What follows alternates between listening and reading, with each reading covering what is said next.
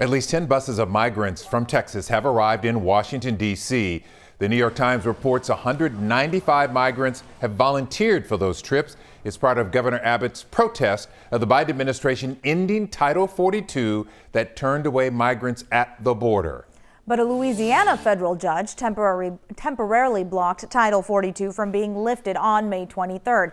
Now today, the Biden administration says it will comply with the order, but it's still planning to lift the Trump-era policy, which is based on a 1944 public health law. The Supreme Court heard arguments today on another policy known as the Remain in Mexico program that started under the Trump administration. And that program requires certain migrants to wait in Mexico while their asylum claims are decided here in the U.S. Texas and Missouri sued to keep Title 42 in place while the Biden administration wants to end it. Our border reporter Anastasia Bolton has more.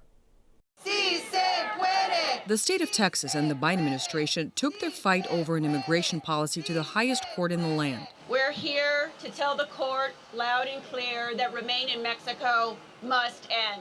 The Remain in Mexico program, also known as the Migrant Protection Protocol, requires asylum seekers from certain countries to wait for their American court hearings outside of the U.S. In Mexico, the International Organization for Migration has been providing humanitarian support and speaking against the policy. It doesn't give an appropriate way for asylum seekers to be able to seek refugee status in the United States. And in addition to that, it returns individuals under the MPP to Mexico, which in and itself can put them in a pretty dangerous situation. I really trust that we did the best we could today. And the Attorney General for the state of Texas wants to keep the program in place, saying Border Patrol is overwhelmed. They're having to manage hundreds of thousands of people crossing the border every month. What that means is those border agents are not protecting the borders the way they would against the importation of drugs. We know that the Trump administration successfully implemented this program. Sending them back to an unknown country, back to sometimes very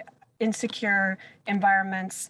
I would not say that is successful by any means. What the United States needs is the ability for these individuals to process their migratory status in a fair, transparent way. The Supreme Court is expected to issue its decision this summer. Anastasia Bolton reporting.